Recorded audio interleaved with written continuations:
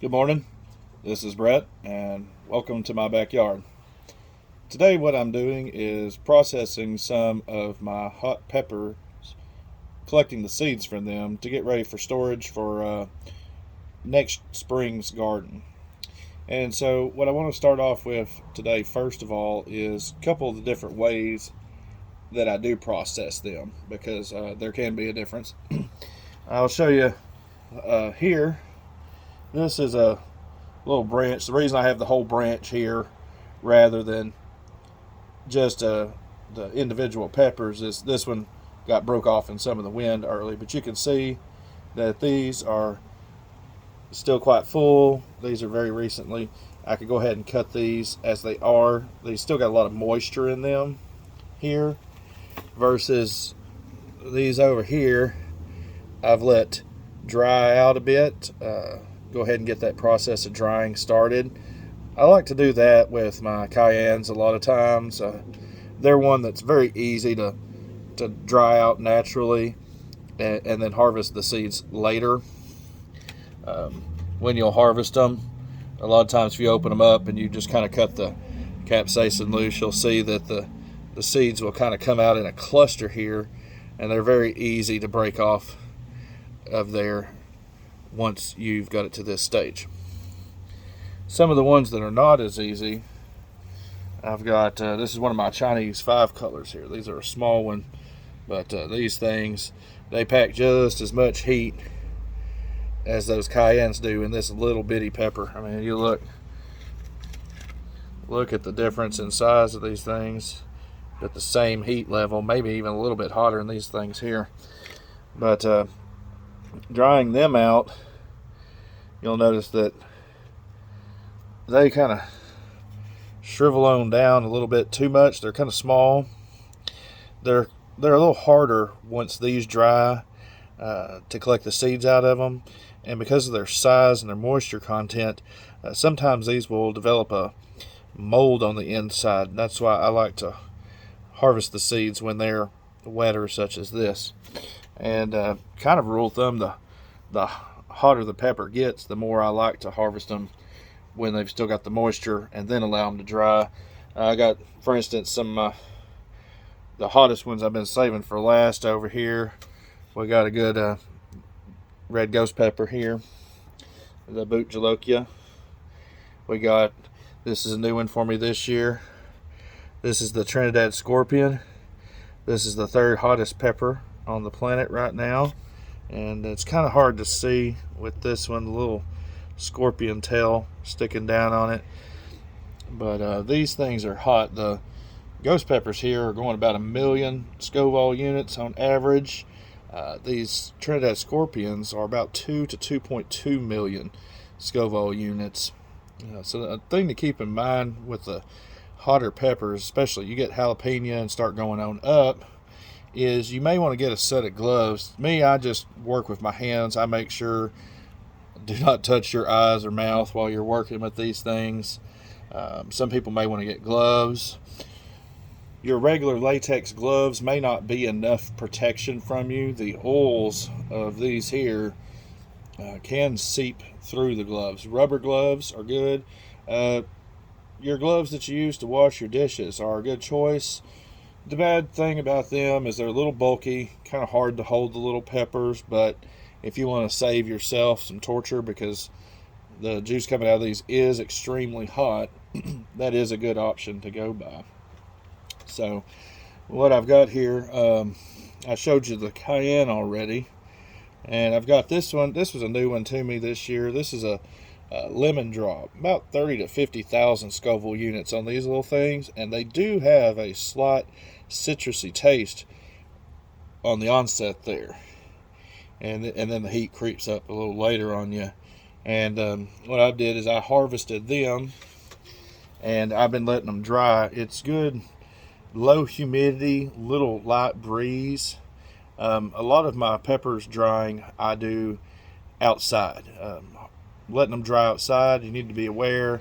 Bugs, mice may try to get into some of your vegetables when you're seed harvesting. They don't get into the hotter peppers as much, but even like I'm using the sun and wind, You want to make sure it's not too windy of a day. It could blow these little seeds all in the yard, and that's a lot of wasted time there trying to get them back up. But you can see here I've got quite a bit of those lemon drop seeds. This is going to make a good crop starting. I mean, even if I only got a 50% germination rate, this is going to be enough for next year's harvest. All right. Second one I got over here. This is my Pippin's Golden Honey. This one is not as hot as that one. This is mild. It's more like a bell pepper, but it's got a woodier, meatier taste to it, but no heat to these at all. But you can see how I've harvested these. The seeds are still attached to the capsaicin. Now that they've been drying for several days, you can take them and you can just use your fingers. You can break them seeds up fairly easily. And after I remove them, I'll typically let them dry at least another 24 hours from there after I remove them from the capsaicin here, because there could be a little bit of moisture still in that flesh that's touching the seed, and I want to make sure that these seeds are good and dry for storage. I don't want to have any molding, rotting over the winter. And so like I said, these right here, they're not very hot, so you don't have to mind just rubbing them between your fingers to separate, and that gets most of them. But you can use tweezers. I do that a lot, or just a couple pairs of knives. Sometimes with them you can just get them, and with your knife you can flake a little bit of them off like this. But one other thing I've came upon recently, set that other way, when I get to this stage, is maybe get yourself a good jar with a lid on it. This one here I like because it's got a handle. You can really grab hold and get a good shaking on it. But you can put some of them into the jar and give it a good shake, and that'll really help separate a lot of those seeds off. And then, like I say, I usually spread them back out and let them dry at least another day or so after I get the seeds separated.